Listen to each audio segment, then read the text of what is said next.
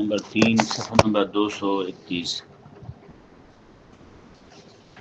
اعوذ باللہ من الشیطان الرجیم بسم اللہ الرحمن الرحیم. الذين يستحبون الحياة الدنيا على الآخرة ويصدون عن سبيل الله ويبغونها عوجا أولئك في ضلال بعيد.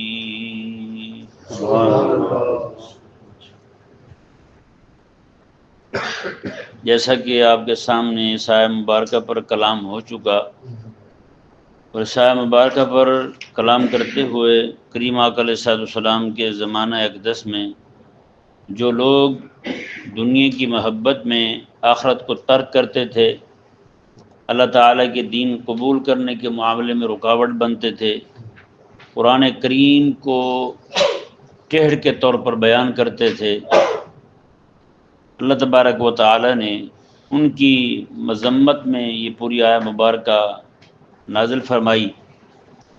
اس آیہ مبارکہ میں جن کرداروں کا ذکر کیا گیا، آج اس پر غور کرتے ہیں کہ آج بھی ایسے کردار موجود ہیں یا ختم ہو چکے ہیں.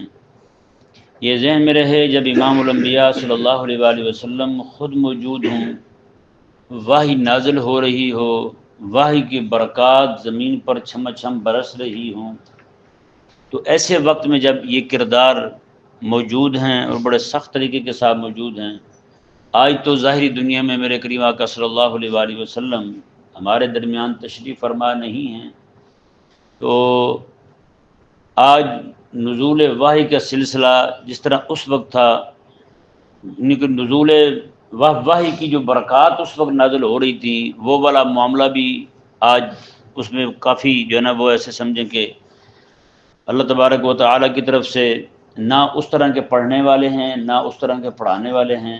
ہاں جی، جب پڑھانے والے میرے آقا علیہ السلام ہوں اور پڑھنے والے میرے آقا علیہ السلام کے صحابہ کرام علیہ رضوان ہوں، وہ تو ایک بات ہی الگ تھی. ایسے دور کے اندر جو ہے وہ ابو جہل قرآن پہ حملہ آور ہے، ایسے دور کے اندر ابو لہب جو ہے وہ حملہ آور ہے. لیکن بات خوشگوار یہ ہے کہ ایسے دور میں اللہ تبارک و تعالی جو ہے ان سب کو قرآن کریم کی آیات نازل فرما کر بے نقاب فرما رہا ہے. صحابہ کرام علیہ رضوان کو ایک ایک کا تعارف کروایا جا رہا ہے، یہ بندہ جو ہے یہ قرآن کا دشمن ہے، یہ قرآن کا راہ روکنا چاہتا ہے. ان سب کو سامنے دکھتا تھا. اصل میں جتنا بندے کے اندر ایمان کامل ہوگا نا، اتنا اس بندے کے اندر فتنوں کی پہچان جو ہے وہ آسان ہوتی چلی جائے گی. جیسے جیسے ایمان کمزور ہوتا چلا جائے گا، ویسے ویسے فتنوں کی پہچان جو ہے اس کے لیے وہ مشکل سے مشکل تر ہوتی چلی جائے گی. اس کو آپ یوں بھی کہہ سکتے ہیں، جس بندے کا تعلق قرآن کے ساتھ زیادہ مضبوط ہوگا، اس بندے کی فتنوں کے متعلق پہچان بھی زیادہ ہوگی، فتنوں کو بھی پہچانے گا، فتنوں کی جو کردار ہوں گے ان کو بھی پہچانے گا. اس کو پھر قرآن پڑھ کر کے آقا علیہ السلام کے دور کے فتنے صرف دکھائی نہیں دیں گے، صرف وہی کردار ہی دکھائی نہیں دیں گے، بلکہ وہ جیسے ان کرداروں کو پہچانتا ہوگا اسی طور پر وہ اسی طرز پر اسی منہج پر وہ اپنے دور کے فتنوں کو، اپنے دور کے فتنے کے اٹھانے والے کرداروں کو پہچانتا ہوگا. یہ بہت ضروری ہے کہ بندہ جو ہے وہ ابو جہل ابو لہب کا تعارف تو رکھے، لیکن اس کے دور کے اندر جو قرآن کا راہ روک رہے ہیں، اس کے دور کے اندر جو دنیا کی محبت میں مستغرق ہو کر قرآن کریم آخرت کی محبت کو بھلائے بیٹھے ہیں، ان کی پہچان ہی نہ ہو اس کو، تو پھر اس بندے کا اس فتنے میں مبتلا ہونا کوئی بعید بات نہیں ہے. کریم آقا صلی اللہ علیہ وسلم کے صحابی حضرت سیدنا حذیفہ بن یمان رضی اللہ تعالیٰ عنہ آپ بھی فرماتے ہیں کہ میں کریم آقا علیہ السلام سے، لوگ حضور سے خیر کے بارے میں پوچھا کرتے تھے، میں حضور سے شر کے بارے میں پوچھا کرتا تھا. یعنی لوگ یہ پوچھتے تھے یا رسول اللہ خیر کیا چیز ہے تاکہ ہم اسے اپنا لیں. فرماتے ہیں میں شر کے بارے میں اس لیے پوچھا کرتا تھا یا رسول اللہ شر کیا کیا شے ہے، اس لیے پوچھتا تھا، نیت میری یہ ہوتی تھی تاکہ میں اس سے بچ جاؤں، کہیں یہ نہ ہو مجھے شر کا پتہ نہ ہو اور اس شر میں مبتلا ہو جاؤں. تو یہی حضرت سیدنا امیر المومنین عمر رضی اللہ تعالیٰ عنہ کا فرمان شریف ہے. آپ فرماتے ہیں کہ لوگوں فتنوں کا تعارف رکھو، شر کے بارے میں آپ پہچان رکھو. اگر تم فتنوں کے بارے میں، شر کے بارے میں پہچان نہیں رکھو گے تو پھر قریب ہے کہ تم خود اس فتنے میں مبتلا ہو جاؤ، تم اس شر میں مبتلا ہو جاؤ. یہ اس مثال کو، اس کو سمجھانے کے لیے میں ایک چھوٹی سی مثال دیتا ہوں. بچے جو ہے نا، بچے، ان کو اگر ہم یہ بجلی کا نقصان یہ ہم نہ بتائیں گے، یہ بجلی جو ہے اس کے اندر جو سوئچ ہوتے ہیں، جو سوراخ ہوتے ہیں، اس سے بچے کو کچھ بھی ہو سکتا ہے، جان بھی جا سکتی ہے. اگر نہیں بتائیں گے تو بچہ جو ہے وہ کسی وقت انگلی دے دے گا اس کے اندر، یا انگلی نہیں بھی دے سکے گا تو کوئی لوہے والی چیز اٹھا کر کے اس میں ڈال دے گا، تو پھر نتیجہ اس کا وہ آپ سب کے سامنے ہے کہ کیا ہوگا. جی اسی طرح کر کے جس طرح بچوں کو فتنوں سے، یعنی کہ ان نقصان دہ چیزوں کو جو ہمارے جسم کو نقصان دینے والی چیزیں ہیں، ان سے ہم بچاتے ہیں، اسی طرح کر کے ہم اپنے بچوں کو کبھی ان فتنوں سے بچائیں، ان فتنوں کا تعارف کروائیں جو فتنے ان کے ایمان کے لیے نقصان دہ ہیں. تو پھر سمجھیں کہ ہمارے بچے جو ہیں وہ بچپن سے جب فتنوں کی پہچان رکھنے والے بنیں گے تو بڑے ہو کے ان کے مزاج میں یہ بات شامل ہو جائے گی. جس طرح باقی چیزوں سے نقصان دہ دنیاوی طور پہ جو نقصان دینے والی ہیں اور اس کے جسم کو نقصان دینے والی چیزیں ہیں، ان سے بچتے بچتے جناب گھر کے اندر وہ چیزیں استعمال بھی ہوتی ہیں جی، لیکن وہ ساتھ ساتھ جو ہے ان چیزوں سے بچتے بھی رہتے ہیں. آگ ہے، کس گھر کی ضرورت نہیں ہے؟ بجلی ہے، کس گھر کی ضرورت نہیں ہے؟ اگر بچے، او گیس ہے، بتائیں، آگ بھی جان لیوا ہے، بجلی بھی جان لیوا ہے، گیس بھی جان لیوا ہے، جان لیوا چیزیں جو ہے نا وہ گھر میں موجود ہیں، ضرورت ہے نا. لیکن اس کے باوجود جو ہے ہم بچوں کو ان کی پہچان کرواتے ہیں، سارا کچھ کرتے ہیں. اسی طرح کر کے وہ چیزیں جو ایمان کے لیے نقصان دہ ہیں، ایمان کے لیے ظاہر قاتل ہیں، ان سے بھی بچانا، ان کا تعارف کروانا وہ بھی ہم پر لازم ہے. جی اللہ تبارک و تعالی نے جو آقا علیہ السلام کے زمانہ مبارکہ میں فتنے بیان فرمائے ہیں اور جو فتنے کے کرداروں کو بے نقاب فرمایا ہے، اگر ان کا صحیح طور پر تعارف ہو جائے، ان کے تعارف کے بعد پھر بندہ اپنے زمانے کے اندر ان کرداروں کو ڈھونڈے، ان فتنوں کو ڈھونڈے، تو اس کی پہچان جو ہے وہ کوئی مشکل کام نہیں ہے. جی آقا علیہ السلام کے زمانہ مبارکہ میں جو کچھ ہوا ہے ان کی صحیح پہچان کر لے، ان کی پہچان کر لے، پھر وحی باری تعالیٰ کا یہ اعجاز ہے.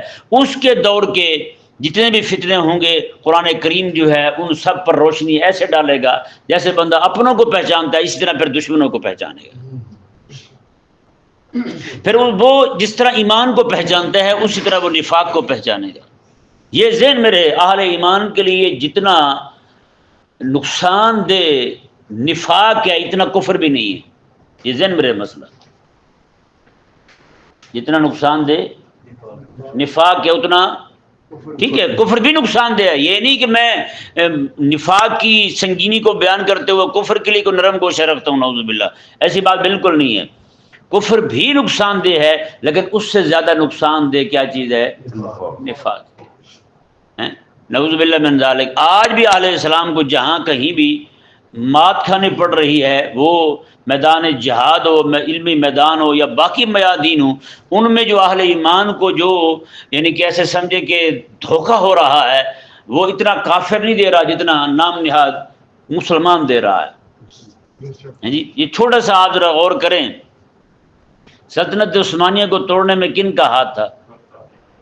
برطانیہ تو یعنی کہ وہ حملہ آور تھا، لیکن اندر اندر اہل ایمان کو توڑنے والے کون لوگ تھے؟ یہ اپنے یہ کلمہ پڑھنے والے جی، جنہوں نے ان سے حکومتیں لینے کے وعدے کیے تھے. آج جو عرب ملک بنے ہوئے نا، جن کو عرب کنٹریز کہتے ہیں، عرب لیگ ہو گئی، یہ سارے جتنے بھی ممالک ہیں سارے کے سارے، یہ ان کے وڈیروں نے معاہدے کیے تھے ان کے ساتھ.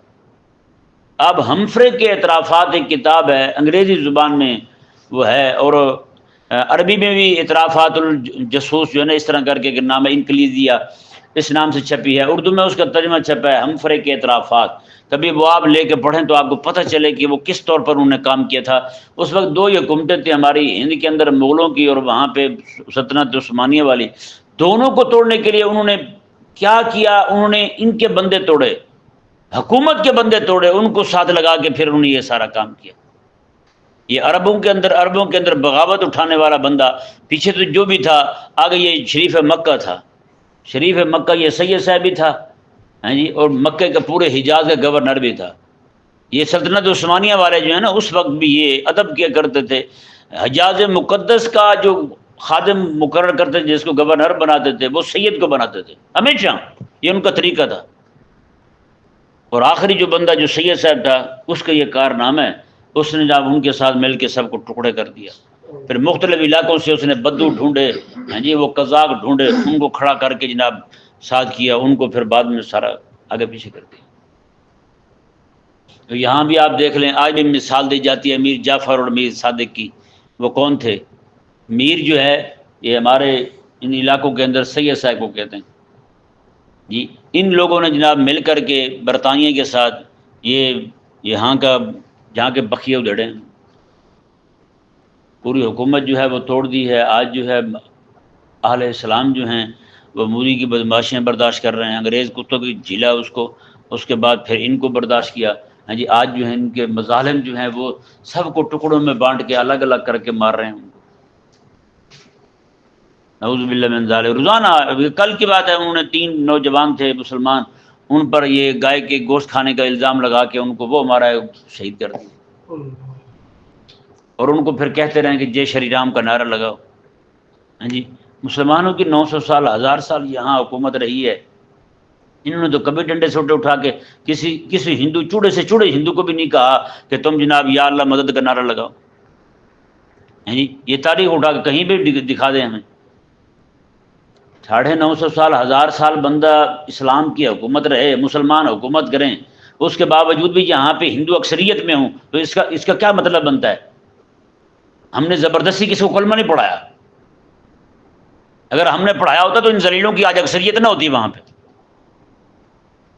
جی، یہاں اس پورے خطے کے اندر، یعنی کہ پاکستان کو لگا لیں، باقی جتنے بھی سارے بنگلہ دیش ہو گئے، یہ سارے ان سب کو ملا کر کے ان کی تعداد زیادہ ہے بھائی. ہندوؤں کی تعداد پھر بھی زیادہ ہے. اس کا مطلب یہ کہ پورے علاقوں کے اندر حکومت کر کے بھی مسلمانوں نے کسی کو زبردستی کلمہ نہیں پڑھایا. زبردستی کلمہ پڑھایا ہوتا تو یہ آج اس طرح دندراتے نہ پھرتے ہوتے. تو ان کرداروں کو پہچاننا ضروری ہے بھائی. جب تک ان کی پہچان نہیں ہوگی تو ان سے بچنا جو ہے وہ مشکل ہوگا. ہاں، اور پہچان کے بعد جو ہے ان سے نفرت ضروری ہے. ہاں، جو فتنہ آپ کے ایمان کو متزلزل کر دے، اس فتنے سے نفرت رکھنا فرض عین ہے. اور اس کے مخالف جو ایمانی بیانیہ ہے اس کے ساتھ محبت رکھنا یہ بھی فرض عین ہے. ٹھیک ہے نا، ایک قرآنی بیانی ہے نا، ایک شیطانی بیانی ہے. شیطانی بیانیہ جو ہے اس کے ساتھ نفرت فرض عین ہے، اور جو قرآن کا بیانیہ ہے اس کے ساتھ محبت رکھنی اور اس کے ساتھ وفا کرنی اور اس کے ساتھ ہمیشہ کھڑے رہنا، یہ فرض عین ہے بندے کے لیے. یہ نماز پڑھنے سے بھی بڑا فرض ہے، سچی بات ہے. کیوں کہ نماز میں بندے کی سستی ہو جائے، آگے پیچھے ہو جائے، تو قیامت والے دن جو ہے وہ پٹنے کے بعد بھی جنت جا سکتا ہے، شفاعت کے ساتھ بھی جنت جا سکتا ہے، کریم آقا علیہ السلام کی نگاہ عنایت سے بھی جنت جا سکتا ہے. وہ جو رب نے فرمایا جن پر 70,000 وہ لوگ جن پر جہنم واجب ہو چکا ہوگا وہ بے حساب جنت جائیں گے، ان میں بھی اس کا نام پڑھ سکتا ہے، وہ اس وقت بھی جنت جا سکتا ہے.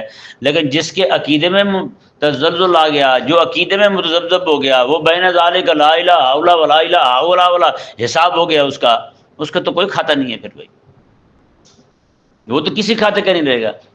تو ایمان کے اندر تزلزل جو ہے، اعمال کے اندر سستی گوارا ہے بھائی.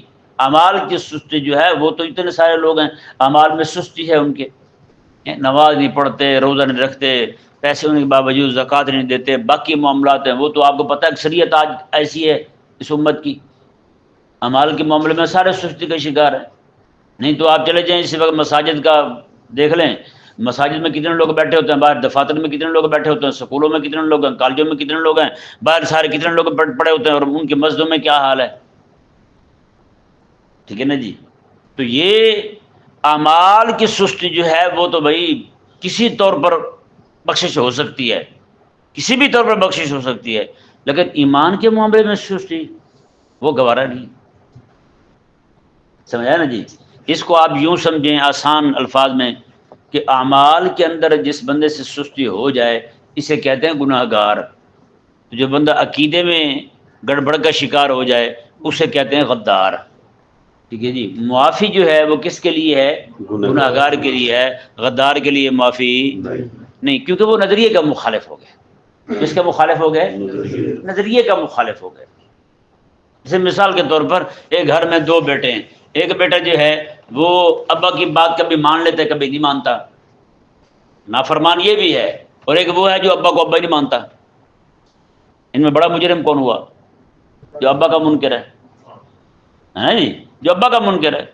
اسی طرح آپ دیکھیں، ایک بندہ وہ ہے جو اللہ تبارک و تعالیٰ کے احکامات میں سستی کرتا ہے، اعمال بجا نہیں لاتا صحیح طور پر، کبھی بجا لائے کبھی نہ بجا لائے۔ جیسے نماز کا معاملہ ہے، رمضان شریف میں کیسے احباب نمازیں پڑھتے ہیں آگے پیچھے، وہ نماز میں سستی ہو جاتی ہے ان سے۔ تو یہ لوگ جو ہیں، یہ لوگ یعنی اعمال میں ان سے سستی ہو رہی ہے، اللہ تعالیٰ کو ایک بھی مان رہے ہیں، امام الانبیاء علیہ السلام کی ختم نبوت کا عقیدہ بھی رکھ رہے ہیں، باقی ساری چیزیں مان رہے ہیں، یہ ایک طور پر یہ بھی ولی ہیں، ایک گناہ یہ بھی ولی ہیں کہ نظریاتی جو ہے نا طور پر یہ قائل ہیں، نظریاتی طور پر یہ غدار نہیں ہیں، اپنے ہیں، بس سستی ہو رہی ہے ان سے۔ لیکن وہ بندہ، جو بندہ یہ کہے کہ خدا ہے ہی نہیں، بتائیں، وہ تو غدار ہو گئے نا بھائی، وہ غدار ہو گیا۔ جو اعمال میں سستی کرنے والا ہے اس کے لیے تو جگہ جنت میں بھی موجود ہے، تو جو بندہ عقیدے میں غداری کرنے والا ہے اس کے لیے جگہ نہیں ہے۔ تو بھائی اتنا اہم مسئلہ ہے عقیدے کا، تو پھر اس معاملے میں ہر ایک اس معاملے میں ہر ایک چیز کی پہچان رکھنا، ہر وہ چیز جس کو نقصان دینے والی ہو اس کی پہچان رکھنا، یہ تو فرض عین ہے۔ پھر یہ تو ہو ہی نہیں سکتا کہ میں اور آپ کہیں جی نہیں جی اس معاملے میں بھی اگر سستی اختیار کر لی جائے تو کچھ نہیں ہوتا، ذرہ برابر بھی۔ اچھا، پھر ان کرداروں سے بچنا ضروری ہوگا۔ جو کردار ہے نا، جو اللہ تبارک و تعالیٰ کے عطا فرمودہ جو عقائد اسلامیہ ہیں، ان کے معاملے میں وہ گڑبڑ کر رہے ہیں جی، ان کے معاملے میں لوگوں کو بہکا رہے ہیں۔ جیسے اس وقت جو ہے یہ لبرل کا طبقہ جو ہے وہ اللہ تبارک و تعالیٰ کی ذات پر ایمان کے معاملے میں بہت زیادہ لوگوں کو برگلا رہا ہے۔ باقی چھوڑیں، یہ ابھی قربانی کے ایام جو ہے نا وہ گزرے ہیں، تکبیر تشریق ہم نے 13 کو چھوڑی ہے عصر کے وقت جی، نعوذ باللہ من ذالک۔ حضرت سیدنا ابراہیم علیہ نبینا علیہ السلام کے متعلق لبرلوں نے جو بکواسات کی ہیں نا، آپ سوچ بھی نہیں سکتے۔ کہتے ہیں جی وہ ایک نعوذ باللہ ثم نعوذ باللہ، وہ ایک بوڑھا جی نعوذ باللہ، جو نعوذ باللہ اس نے کہا کہ جو ذہنی طور پر بھی قابو نہیں تھا، وہ اپنے بیٹے کے گلے پر چھری رکھ دیتا ہے، تو کہتے ہیں یہ سارے احمق لوگ جو ہیں اسی کی سنت کو اپنا رہے ہیں۔ بتائیں یہ کہاں کا یہ شخص ہے جس نے یہ کہا ہے؟ آپ کے پاکستان کا یہ شخص ہے۔ اس کی یہ جملے جو ہے نا یہ لبرل، باقی جو جن لوگوں کو عقائد اسلامی میں رسوخ نہیں ہے ان کو تو یہ جملے بڑے سہانے لگیں گے، ان کو تو یہ جناب بڑی اچھی شے سمجھ کے اپنائیں گے اس کو۔ یہ حضرت سیدنا ابراہیم علیہ السلام کے حوالے سے، یا رمضان شریف کا مہینہ آ جائے تو روزے کے حوالے سے جو بکواسات کرتے ہیں، بندہ کانوں کو ہاتھ لگاتا ہے یار۔ یہ سارے موچی گروپ، یہ بھینسا گروپ، یہ سارے جتنے بھی گستاخ تھے، انہوں نے جناب بڑے بڑے پیج بنائے ہوئے تھے، یہاں پہ بڑے بڑے پیج چلاتے تھے، اور جب وہ معاملہ بنا تو ان سب کو جناب یہاں کے جو کرتا دھرتا لوگ تھے انہوں نے جناب ان کو غائب کروا دیا، باہر کے ملکوں میں بھیج دیا۔ جب وہ عین گرفت ہونے والی تھی ان کی، وہ بھاگ گیا باہر، اور بھگانے میں بھی ان ہی کی طبیعت کے ذریعے لوگوں کا ہاتھ ہے، نعوذ باللہ من ذالک۔ تو بھائیو، ایمان بچانے کے لیے بہت زیادہ ضروری ہے کہ بندہ جو ہے، جس طرح آقا علیہ السلام کے زمانہ مبارکہ کے جو کردار تھے جی، ان کو ان کی پہچان رکھتا ہے، اسی طرح کر کے آقا علیہ السلام کے زمانے کے بعد آج جو ہے جتنے بھی وہ اس طرح کے کردار ہیں ان کی پہچان نہیں رکھے گا تو بھائی وہ فتنوں سے بچ نہیں پائے گا۔ کبھی کسی فتنے کے ساتھ کھڑا ہوگا، کبھی کسی فتنے کے ساتھ کھڑا ہوگا، کبھی کسی کے ساتھ کھڑا ہوگا، اور وہ فتنوں کے رو میں بہتا جائے گا۔ اس لیے امام حسن بصری رضی اللہ تعالیٰ عنہ ارشاد فرماتے ہیں، آپ فرماتے ہیں کہ فتنہ جب آتا ہے نا، عالم دین جو ہے اس کو آتے ہی پہچان لیتا ہے، اور اس کے منبع کو بھی پہچان لیتا ہے، کہاں سے اٹھ رہا ہے اور اس کی تباہی کیا ہے اور اس کے اہداف کیا ہیں، ان چیزوں کو پہچان لیتا ہے، اور اس کے نقصانات جو ہیں وہ کیا ہیں وہ پہچان لیتا ہے، اور اس کے نقصان کا ازالہ جو ہے وہ کیسے کرنا ہے جی، اس کے اہداف جو ہیں ان تک اس فتنے کو پہنچنے سے روکنا کیسے ہے، یا تو یہ صرف عالم پہچانتا ہے، باقی رہی عوام تو کہتا ہے فتنہ آتا ہے تباہی پھیلاتا ہوا، لوگوں کا ایمان لوٹتا ہوا، جب وہ چلا جاتا ہے تب جا کے عوام کہتی ہے اوہ یہ بھی فتنہ تھا یار، عوام کو تب پتہ چلتا ہے۔ اسی لیے اگر ایمان چاہیے نا تو پھر یا تو عالم بن جائیں یا پھر کسی عالم کے لڑ لگ جائیں. ہاں تو پھر جو ہے نا ایمان بچ پائے گا، وگرنہ جو ہے نا کوئی صورت دوسری کو نہیں یہاں بچنے والی. اور جو بندہ فتنوں کی پہچان رکھنے والا ہو، سبحان اللہ. حضرت سیدنا عبداللہ بن عباس رضی اللہ تعالیٰ عنہما ارشاد فرماتے ہیں جتنی تڑپ شیطان کو، جتنی تمنا میرے مرنے کی ہے نا شیطان کو، اتنا کسی اور کی نہیں ہے. میں جتنا شیطان ہو کے مارتا ہے نا جناب، سرد آہیں بھرتا ہے، وہ یہ کہتا ہے کاش کہ عبداللہ فوت ہو جائے، عبداللہ فوت ہو جائے. حضرت عبداللہ فرماتے ہیں اتنا کسی اور کے بارے میں وہ سوچتا ہی کوئی نہیں. لوگوں نے پوچھا کہ حضرت اس طرح طور پر شیطان کو کیوں پسند ہے آپ کی وفات؟ حضرت عبداللہ بن مسعود نے فرمایا کہ میں مشرق میں بیٹھا ہوں، مغرب میں کوئی فتنہ کھڑا ہو نا، میں یہیں سے بیٹھ کے اس فتنے کی روک تھام کر دیتا ہوں. اس لیے شیطان جو ہے اس کا کام نہیں میں چلنے دیتا. شیطان اس لیے کہتا ہے یا اللہ یہ تو جائے، پتہ. اس لیے شیطان کو تمنا ہے، سب سے بڑی تمنا شیطان کو یہی ہے کہ میں چلا جاؤں دنیا سے بس. یعنی اب عالم کا کام کیا ہے؟ میں دنیا کی ایک کنارے میں بیٹھا ہوں، دوسرے کنارے میں فتنہ کھڑا ہو، میں وہیں سے فتنے کو روک دیتا ہوں. لوگ پوچھنے آئے، آپ نے فوری طور پہ جواب دیا، قرآن اور حدیث کے مطابق رہنمائی فرمائی، فتنہ وہیں دب گیا. اور شیطان کا کام یہی ہے کہ مختلف علاقوں میں فتنے اٹھاتے رہنا اور فتنے کو پنپنے دینا اور اس کو پروان چڑھانا، لوگوں کا ایمان برباد کر دینا. اور عالم کا کام کیا ہے؟ عالم کا کام یہی ہے کہ رات دن جو ہے وہ شیطان کی شیطانیوں کو روکتا رہے. اور جس بیچارے کو خود پہچان ہی نہ ہو فتنے کی، وہ خود فتنے کی رو میں بہتا جائے، وہ بیچارہ کیا فتنے کی روک تھام کرے گا بھائی. تو اسی لیے حضرت مجدد فسانی فرماتے ہیں کہ ہمارے ایک عزیز نے شیطان کو دیکھا کہ وہ ویلا بیٹھا ہوا تھا، فارغ بیٹھا ہوا تھا کام کاج سے. تو انہوں نے پوچھ لیا شیطان سے بھی تو کام کاج نہیں کر رہا آج کل؟ اس نے کہا وہ میرا کام جو ہے نا آج کل یہ 2 نمبر مولوی نا وہ کر رہے ہیں لوگوں کو بہکانے کا، یہ 2 نمبر مولوی کر رہے ہیں تو میں ذرا آج کل ریسٹ کر رہا ہوں. بتائیں تو اگر یعنی کہ وہ مولوی وہ عالم تھے ہی نہیں، جو لوگ فتنے کی پھیلانے کا کام کر رہے ہیں وہ خود عالم تھے ہی نہیں، صرف لوگوں میں عالم مشہور تھے، لوگ ان کو عالم مانتے تھے. اللہ تبارک و تعالی جو ہے نا وہ ہم سب کو، ہماری آنے والی نسلوں کو، جتنے بھی آج اہل ایمان ہیں، اللہ تبارک و تعالی سب کو اور ان کی آنے والی نسلوں کو قیامت تک فتنوں سے محفوظ فرمائے.